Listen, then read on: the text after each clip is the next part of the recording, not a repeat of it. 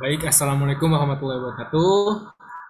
Sebelumnya, perkenalkan nama saya Kemas M. Meskika Putra dari kelompok 3. Di sini saya bertindak sebagai moderator kelompok 3 yang akan menjelaskan mengenai tablet kunyah. Next. Berikut adalah nama-nama anggota kelompok kami. Yang pertama ada Dita Aprilia, Nur Kesuma Febi, saya sendiri Kemas Muhammad Rizky Putra, Maya Sofa Wijayanti, Meisya Umihani Iswanda Putri, Muhammad Zikri, dan Redina Farah Zalfa. Next. Untuk topik yang dibahas ada yang pertama yaitu pengertian dan contoh tablet kunyah di pasaran. Yang kedua itu pemilihan eksipien pada tablet kunyah. Next. Lalu untuk yang bagian kedua, eh, topik yang dibahas yang pertama adalah formulasi, lalu rasionalisasi formula, lalu ada metode pembuatan, evaluasi, hasil evaluasi dan interpretasi data, dan kesimpulan. Next. Baik, untuk penjelasan berikutnya akan dijelaskan oleh rekan saya. Dipersilakan. Baiklah, pada pembahasan yang pertama akan dijelaskan mengenai pengertian dan contoh tablet kunyah. Jadi, tablet kunyah itu apa sih? Tablet kunyah dimaksudkan untuk dikunyah, memberikan rasa residu yang enak dalam rongga mulut, mudah ditelan, dan tidak meninggalkan rasa pahit atau tidak enak. Nah, tablet kunyah ini digunakan dalam formulasi tablet untuk anak, terutama formulasi multivitamin, antasida, dan antibiotika tertentu. Pada pembuatan tablet kunyah, itu bahan tambahannya tuh sedapat mungkin yang dipilih mampu menutupi rasa tidak enak dari bahan obatnya. Serta pengisinya tuh biasanya memiliki rasa yang manis. Tablet kunyah itu juga dibuat dengan cara dikempah, umumnya menggunakan bahan pingkat dan bahan pengisi, bahan pewarna, dan bahan pengaroma. Next. Contoh dari sediaan tablet kunyah yang pertama itu ada Promah, Bodrexin, Antasida, Interlac, dan Gastorin. Next. Baik, yang kedua ada pemilihan eksipien. Next. Untuk pemilihan eksipien ini adalah salah satu bahan yang digunakan dalam formulasi tablet kunyah, yaitu adalah pengisi. Nah, seperti apa pengisinya itu seperti manitol, sorbitol, dan sukrosa. Lalu ada juga laktosa yang merupakan pengisi lain yang sering digunakan dalam tablet kunyah. Next. Untuk yang pertama itu ada manitol. Manitol ini mempunyai kelebihan yaitu memberi rasa manis karena manisnya kira-kira 70% dari manisnya gula, lalu memberikan suasana dingin pada mulut dan mempunyai higroskopisitas yang rendah. Lalu kekurangannya memang harganya yang cukup mahal dan sifat alirnya yang kurang baik. Lalu yang kedua itu adalah sorbitol. Kelebihannya adalah memiliki kompresibilitas cukup baik, lalu memiliki rasa manis dan dingin, dan rendah kalori, tidak menyebabkan karies gigi sehingga aman untuk dikonsumsi dan dapat menutupi rasa tidak enak dari zat aktif. Kekurangannya itu harganya juga yang cukup lumayan mahal, yaitu sekitar 2 kali dari harga laktosa dan dapat menyebabkan diare. Next. Oke, selanjutnya laktosa. Laktosa itu memiliki kelebihan yaitu harganya ekonomis, memiliki rasa yang manis dan dapat menutupi rasa tidak enak pada zat aktif, laju pelepasan obat yang baik, granulnya yang cepat kering, tidak bereaksi dengan hampir semua obat, memiliki stabilitas yang baik. Kekurangannya itu kekerasan yang berlebihan jika konsentrasi laktosanya terlalu tinggi. Selanjutnya, sukrosa. Kelebihannya itu mudah larut dalam air dan rasanya manis. Tapi memiliki kekurangan yaitu sedikit higroskopis dan tidak kompresibel. Next. Selanjutnya itu dextrosa. Kelebihannya itu dapat menutupi kekerasan tablet yang baik, dapat memenuhi dapat memenuhi kekerasan tablet yang baik, dapat menutupi rasa tidak enak pada zat aktif, menghasilkan sifat fisik yang lebih baik jika dikombinasikan dengan manitol. Kekurangannya itu kekerasan yang berlebihan jika konsentrasinya terlalu tinggi. Oke.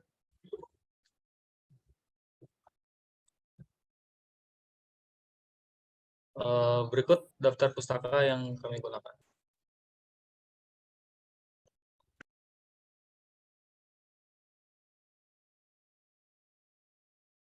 Baik, yang selanjutnya bagian B.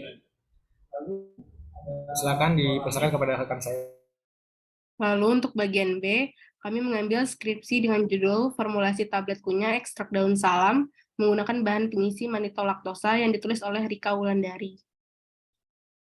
Bagian pertama yaitu formula, di mana dosis penggunaan daun salam sebagai obat antidiabetes adalah 7 gram serbuk kering daun salam sehari. Berdasarkan optimasi pembuatan ekstrak, diketahui 1 kg serbuk daun salam menghasilkan 48 gram ekstrak kental.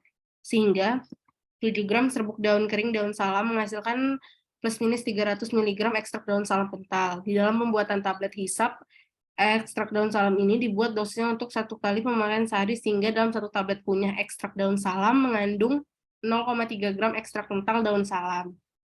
Formula yang dibuat seperti yang dilihat pada slide, ada 3 formula dengan bahan ekstrak daun salam, mannitol, laktosa, amilum, Mg stearat, dan mentol. Untuk yang kedua yaitu rasionalisasi formula, di mana pemilihan metode pembuatan tablet kunyah itu dibuat dengan metode granulasi basah. Granul yang digunakan tidak begitu keras dan biasanya mengandung rasa dengan jumlah yang banyak.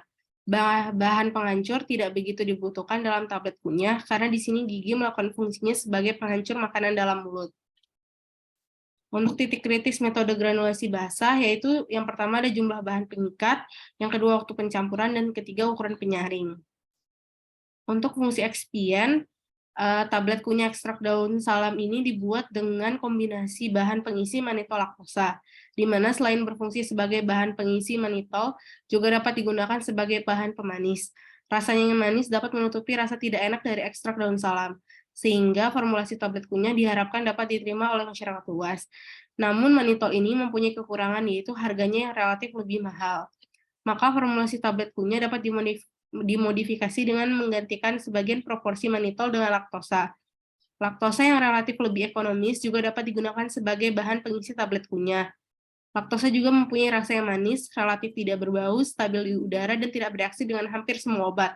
Pada penggunaan laktosa menunjukkan laju pelepasan obat yang baik dan granulasinya cepat kering. Laktosa dan mannitol dapat digunakan sebagai bahan pengisi yang dapat meningkatkan kualitas tablet, baik dari segi sifat fisik dan rasa. Penggunaan kombinasi bahan pengisi mannitol laktosa juga dilakukan untuk menutupi rasa yang pahit dari ekstrak daun salam. Mg stearat di sini berfungsi sebagai lubrikan yang mana dapat mengurangi gesekan selama proses pengelompaan tablet dan juga berguna untuk mencegah massa tablet melekat pada cetakan. Dan yang terakhir, mentol sebagai bahan pewangi agar tablet kunyah bisa lebih nyaman dikonsumsi. Saya kembalikan moderator.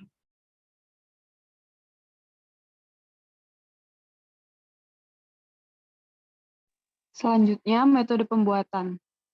Next.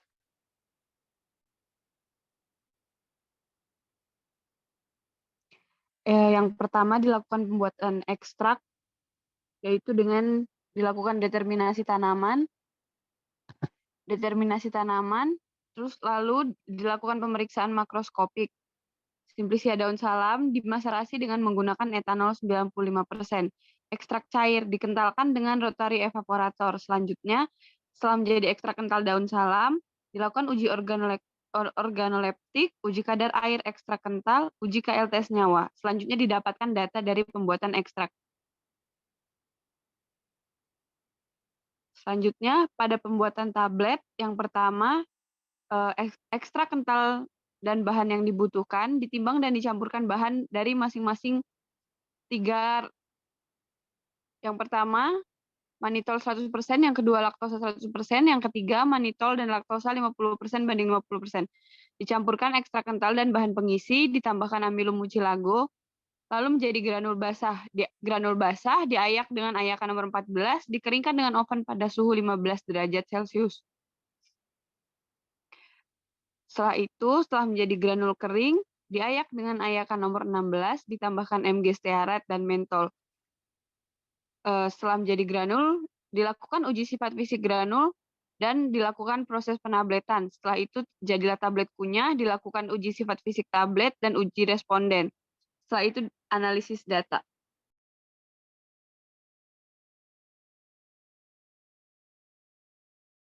Selanjutnya yaitu evaluasi. Evaluasi pada tablet kunyah ekstrak daun salam dibagi menjadi 3 bagian, yaitu next. Yang pertama ada evaluasi ekstrak kental daun salam yang meliputi uji organoleptik, kandungan air, kekentalan ekstrak kental daun salam, dan uji kromatografi lapis tipis. Next.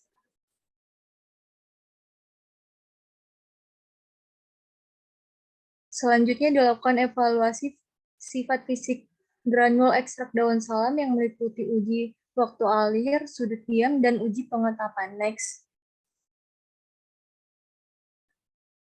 Selanjutnya yang ketiga yaitu evaluasi sifat fisik tablet kunyah ekstrak daun salam yang meliputi uji keseragaman ukuran, uji keseragaman bobot.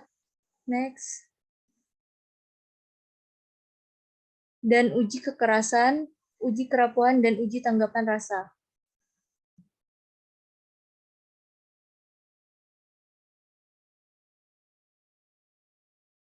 Kemudian interpretasi data. Next. Yang pertama yaitu determinasi tanaman. Determinasi ini dilakukan secara makroskopik dengan tujuan untuk mencari kebenaran identitas dari tanaman yang akan diteliti dan agar tidak terjadi kesalahan terhadap tanaman yang akan digunakan. Dari hasil determinasi sesuai petunjuk literatur Flora of Java diperoleh rumus tanaman sebagai berikut, dapat terlihat pada PPT. Kemudian yang kedua yaitu hasil evaluasi ekstrak kental daun salam. Yang pertama dilakukan pemeriksaan organoleptis. Pemeriksaan ini bertujuan sebagai pengenalan awal terhadap ekstrak yang dilakukan secara subjektif dengan menggunakan panca indera. Berupa hasil bentuk ekstrak kental, warna hijau kehitaman, bau khas daun salam, dan rasa pahit. Berikut adalah hasil dari ekstrak kental daun salam, terlihat pada PPT. Next. Selanjutnya yaitu kandungan air. Hasil pengujian kandungan air dalam ekstrak kental daun salam sebesar 26,63% dengan kadar air ekstrak kental yang baik yaitu kurang lebih 30%. Sehingga dapat diinterpretasikan bahwa ekstrak kental daun salam memiliki kadar air yang memenuhi persyaratan sehingga layak digunakan sebagai bahan utama pembuatan tablet kunyah ekstrak daun salam. Akan tetapi, konsentrasi kadar air yang dapat menyebabkan ketidakstabilan ekstrak seperti mudah tercemar bakteri, karena bakteri dapat tumbuh dalam sediaan dengan kadar air 40-45%. Yang ketiga yaitu kekentalan ekstrak kental daun salam. Hasil pengujian kekentalan ekstrak diukur menggunakan viskometer Brockfield. Dari hasil pengujian didapatkan hasil kekentalan yaitu sebesar 634. Semakin tinggi kekentalan maka semakin kuat daya ikat yang dimiliki oleh ekstrak. Sehingga formulasi tablet yang dihasilkan akan semakin baik karena tingkat kerapuhannya yang rendah. Pada pengujian ini diinterpretasikan bahwa ekstrak kental daun salam memiliki kekentalan yang tinggi sehingga akan menghasilkan tablet yang baik karena memiliki tingkat kerapuhan yang rendah dan memiliki daya ikat yang kuat. Next.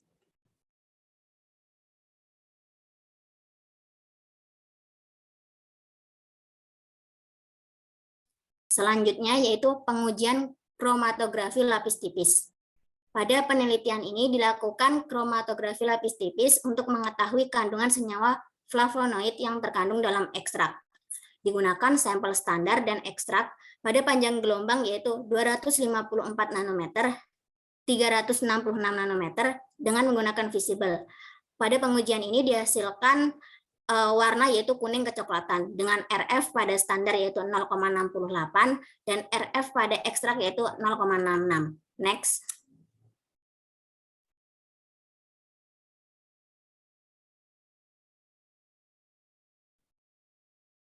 Berikut adalah hasil atau gambar uji KLT ekstrak kental. Pada deteksi A itu berupa visible, kemudian yang B yaitu dengan menggunakan spektro UV sepanjang gelombang 254 nanometer, kemudian yang C itu berupa spektro UV dengan panjang gelombang yaitu 365 nanometer. Dengan menggunakan fase diam yaitu silika gel yaitu F254 dan fase gerak yaitu perbandingan antara butanol, asam asetat, dan air yaitu 415. dengan S itu yaitu standar rutin, dan E itu berupa ekstra kental. Pada warna bercak dari flavonoid yang dideteksi dengan menggunakan UV vis 254 nanometer tanpa diuapi NH3 akan berwarna kuning kecoklatan atau kuning redup. Dari hasil pengujian terdapat persamaan warna bercak hasil antara standar dan ekstra kental daun salam dalam pengujian KLT, yaitu bercak kuning kecoklatan, sehingga dapat diinterpretasikan bahwa ekstrak kental daun salam mengandung senyawa metabolit sekunder berupa flavonoid, sehingga sediaan tablet ekstrak ini dapat digunakan sebagai antidiabetik dari kandungan senyawa flavonoid yang terkandung dalam tablet. Next.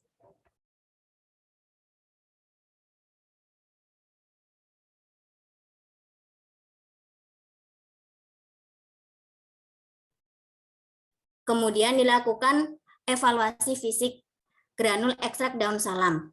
Terdapat tabel yaitu bahwa sifat alir, formula 1, formula 2, dan formula 3. Dengan kecepatan alir dihasilkan yaitu 686 kurang lebih 1,43, kemudian pada formula 2 7,8 kurang lebih 1,3, formula 3 yaitu 6,8 kurang lebih 1,79. Dengan sudut diam yang dihasilkan masing-masing formula dari formula 1 sampai formula 3 yaitu 30,95, 27,34, 30,25. Kemudian untuk pengujian pengetapan dihasilkan dalam bentuk persen yaitu pada setiap formula 9,4%, kemudian 6,4%, 7,6%. Dengan keterangan bahwa formula 1 itu berupa pemanis manitol 100%, formula 2 dengan pemanis laktosa 100%, dan formula 3 dengan pemanis manitol dan laktosa 50%, dan laktosa 50%. Next.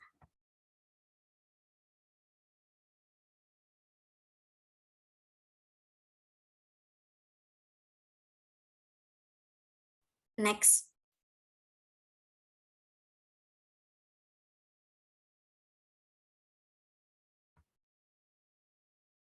Yang pertama yaitu pengujian sifat alir.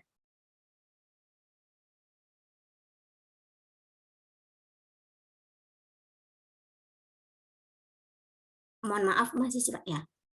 Dari uji sifat alir granul didapatkan hasil kecepatan alir pada formula 1 yaitu 6,86 detik, formula 2 7,8 detik, dan formula 3 yaitu 6,8 detik. Di mana waktu alir granul yang baik yaitu tidak boleh lebih dari 10 detik. Sehingga pada pengujian ini diinterpretasikan bahwa ketiga formula tersebut memenuhi persyaratan sifat alir yang baik. Dari penggunaan formula dengan manitol dan laktosa, baik secara tunggal maupun bersamaan akan menghasilkan kecepatan alir yang tidak berbeda secara signifikan dan memenuhi persyaratan.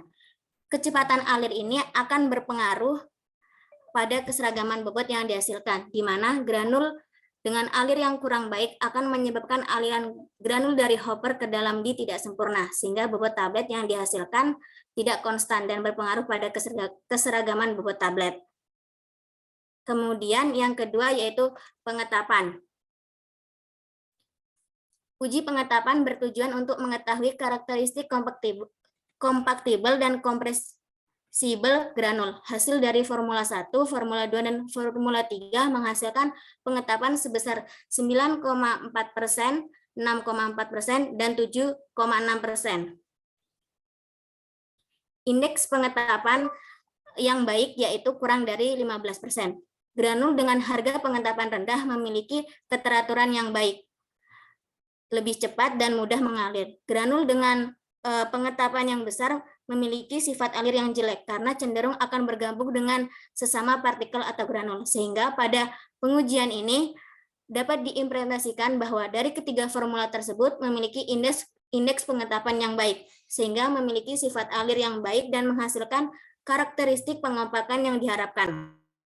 Dari hasil uji didapatkan bahwa laktosa memiliki indeks pengetapan yang lebih baik daripada manitol, sehingga kombinasi keduanya dapat memperbaiki karakteristik bahan. Lalu selanjutnya yaitu yang ketiga yaitu sudut diam. Sudut diam ini merupakan sudut maksimal yang mungkin terjadi antara permukaan partikel dari tumpukan granul dan bidang horizontal. Gesekan antar partikel dari tumpukan granul yang menentukan bentuk kerucut aliran dan memberikan petunjuk tentang kondisi kohesi yang ada. Semakin datar kerucut yang dihasilkan, artinya sudut kemiringan semakin kecil, dan semakin baik sifat aliran serbuk tersebut. Pada percobaan ini dihasilkan sudut diam pada formula 2 dengan kandungan laktosa 100%, memiliki sudut diam yang paling rendah yakni 27,34 plus minus 2,84 dibandingkan dengan formula 1 yang memiliki sudut diam paling besar yakni 30,95 derajat plus minus 1,48 dan sudut diam formula 3 sebesar 30,25 derajat plus minus 3,78 dengan syarat sudut diam yang baik dalam suatu granul yaitu antara 25 derajat sampai 45 derajat. Interpretasinya adalah ketika formula tersebut memenuhi syarat sudut diam granul yang baik, yakni antara 25 sampai 40 derajat, sehingga laktosa yang mempunyai sifat alir lebih baik dari manitol mampu memperbaiki sifat alir manitol pada formulasi ketiga. Selain itu, fungsi dari bahan pengikat dalam formula mampu membentuk jembatan antar partikel serbuk sehingga dapat dihasilkan serbuk dengan ikatan yang kuat. Dengan ukuran granul yang besar, akibatnya gaya gesek dan gaya tarik antar partikel kecil dan serbuk menjadi lebih mudah mengalir dan membentuk kerucut. Lalu yang D, terdapat hasil evaluasi sifat fisik tablet kunyit ekstrak daun salam dengan parameter bobot, dan bobot, kekerasan, kerapuan, dan CV bobot tablet pada formula 1, formula 2, dan formula 3. Dengan formula 1, formula dengan manitol 100%, formula 2 dengan laktosa 100%, dan formula ketiga dengan manitol laktosa dengan perbandingan 50% dan 50%, dan datanya dapat dilihat pada slide. Yang pertama yaitu keseragaman ukuran. Keseragaman ukuran ini dapat ditunjukkan melalui perbandingan diameter dan tebal tablet.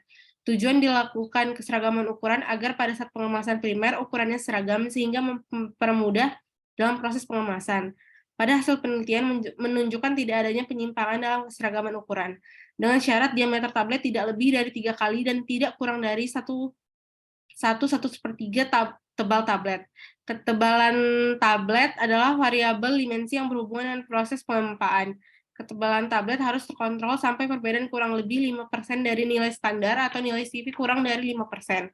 Dilihat dari harga koefisien variasi. Ketiga, formula mempunyai harga kurang dari 5%, sehingga dapat dinyatakan bahwa ketiga formula tersebut mempunyai keseragaman ukuran yang baik di mana koefisien variasi bobot tablet yang dinyatakan dalam persen yaitu dengan formula 1 0,007, formula 2 0,036, dan formula 3 0,009. Lalu yang kedua, yaitu uji keseragaman bobot. Di mana uji keseragaman bobot ini untuk mengetahui tablet yang dicetak mempunyai bobot yang seragam atau tidak yang akan mempengaruhi keseragaman kandungan zat aktif, sehingga akan mempengaruhi efek terapi yang dihasilkan. Dari data keseragaman bobot tablet ini, tidak ada perbedaan signifikan pada hasil keseragaman bobot pada setiap formula. Lalu yang untuk kekerasan, dari pengujian laktosa memiliki kekerasan 8,705 kg, manitol memiliki kekerasan 7,622 kg, dan manitol laktosa sebesar 7,895 kg. Lalu yang keempat yaitu uji kerapuhan, di mana memiliki hasil pada formula 3 tingkat memiliki kerapuhan paling tinggi dari ketiga formula sehingga dari formula ini memenuhi nilai standar kerapuhan yang sesuai sehingga tidak ada permasalahan apabila dikombinasikan antara pengikat manitol dan laktosa. Lalu yang kelima itu ada tanggapan rasa. Lalu saya kembalikan ke moderator.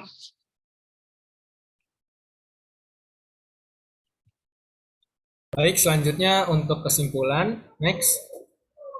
Jadi kesimpulannya yang pertama adalah pada pengujian sifat alir formula pertama, yaitu manitol, sebesar 6,86 detik.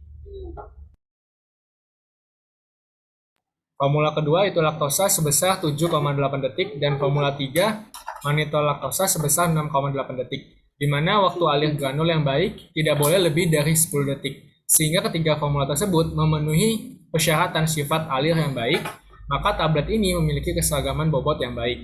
Lalu yang kedua, pada pengujian penetapan formula 1, 2, dan 3 memiliki T% masing-masing sebesar 9,4%, 6,4%, 7,6%. dan indeks pengetapan yang baik yaitu adalah kurang dari 15%. Sehingga ketiga formula ini memiliki indeks pengetapan yang baik, maka memiliki sifat alih yang baik. Pada laktosa memiliki indeks pengetapan yang lebih baik daripada manitol, sehingga kombinasi keduanya dapat memperbaiki karakteristik bahan. Yang ketiga adalah pengujian sudut diam. Pada formula pertama, manitol didapatkan sebesar 30,95 derajat plus minus 1,48.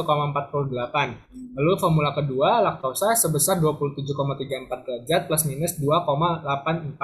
Dan formula ketiga sebesar 30,25 derajat plus minus 3,78. Dengan syarat sudut diam granul yang baik, yaitu antara 25 derajat sampai 45 derajat. Ketiga formula ini memenuhi syarat sudut diam granul yang baik. Laktosa memiliki sifat alih lebih baik daripada manitol karena memiliki sudut diam terendah sehingga mampu memperbaiki sifat alih manitol pada formulasi ketiga. Pada uji keseragaman ukuran tidak adanya penyimpangan dari hasil percobaan dengan syarat diameter tablet tidak lebih dari 3 kali dan tidak kurang dari 1/3 tebal tablet. Keseragaman ukuran juga dilihat dari harga koefisien variasi, yaitu CV. Pada percobaan CV, bobot tablet dalam bentuk persen, yaitu formula pertama 0,07, formula kedua 0,036, dan formula ketiga 0,09. Sehingga ketiga formula ini mempunyai keseragaman ukuran yang baik, karena koefisien variasi atau CV-nya yang baik kurang dari 5%. Next. Lalu kesimpulan yang kelima adalah pada uji keseragaman bobot, yaitu hasil yang diperoleh tidak ada perbedaan signifikan pada formula 1, formula 2, dan formula 3. Berdasarkan farmakope edisi 3, bobot rata-rata tablet adalah kurang dari 300 mg. Tidak boleh lebih dari 2 tablet yang masing-masing bobotnya lebih besar dari kolom A, yaitu 5%, dan tidak satupun tablet yang bobotnya lebih besar dari kolom B, yaitu 10%. Dan dilihat dari acuan koefisien variasinya, formula 1 yaitu sebesar 0,07, formula 2 sebesar 0,036, dan formula 3 sebesar 0,009. Sehingga ketiga formula tersebut memenuhi syarat keseragaman bobot tablet karena memiliki koefisien variasi kurang dari 5%. Yang keenam adalah pada pengujian kekerasan. Yang pertama, formula 1 yaitu manitol sebesar 7,622 kg. Formula 2, laktosa sebesar 8,705 kg.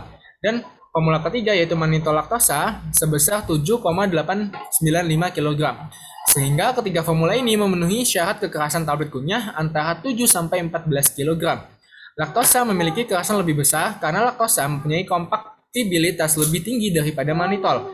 Kelembapan laktosa yang cukup besar menyebabkan daya ikat dari laktosa besar, sehingga granul yang dihasilkan juga semakin besar. Akibatnya, kemampuan untuk membentuk massa yang kompak semakin baik setelah diberi tekanan, sehingga memiliki kekerasan yang tinggi. Lalu kesimpulan ketujuh itu pada uji kerapuhan, tablet kunyah yang baik yaitu memiliki kerapuhan kurang dari 0,8%. Pada percobaan uji kerapuhan tablet dalam bentuk persen, memenuhi syarat di mana formula 1 manitol yaitu sebesar 0,02%, formula 2 laktosa sebesar 0,03%, dan formula 3 manitol laktosa sebesar 0,17%. Laktosa memiliki kerapuhan paling rendah karena memiliki kelembapan yang tinggi. Sedangkan manitol memiliki kerapuhan yang lebih tinggi dari laktosa karena sifat kompaktibilitas yang lebih rendah. Pada formula 3, tingkat memiliki kerapuhan paling tinggi dari ketiga formula tersebut. Sehingga dari formula ini memenuhi nilai standar kerapuhan yang sesuai, sehingga tidak ada permasalahan apabila dikombinasikan antara pengikat manitol laktosa. Next. Lalu kesimpulan terakhir itu 8 dari hasil pengujian tanggapan rasa dan aroma responden lebih banyak memilih formula 1 sebanyak 60% dibandingkan dengan formula 2 yaitu sebanyak 10% dan formula ketiga sebanyak 40%. Karena pada formula 1 rasa pahit dari daun salam yang sesuai dengan pengujian organoleptik ekstrak yang mampu ditutupi oleh rasa manitol yang manis, sehingga pada formula 1 memiliki rasa yang paling manis. Akan tetapi harga manitol ini relatif mahal, sehingga cocok dikombinasikan dengan laktosa yang memiliki harga lebih murah dari manitol.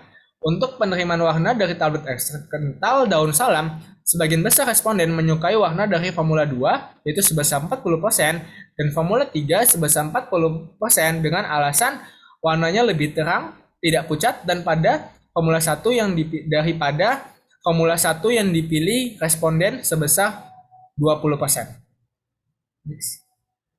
Berikut daftar pustaka yang kami gunakan. Baik, sekian presentasi dari kelompok 3 mengenai tablet kunyah. Lebih kurangnya saya mohon maaf. Wabillahi taufiq wal hidayah. Wassalamualaikum warahmatullahi wabarakatuh.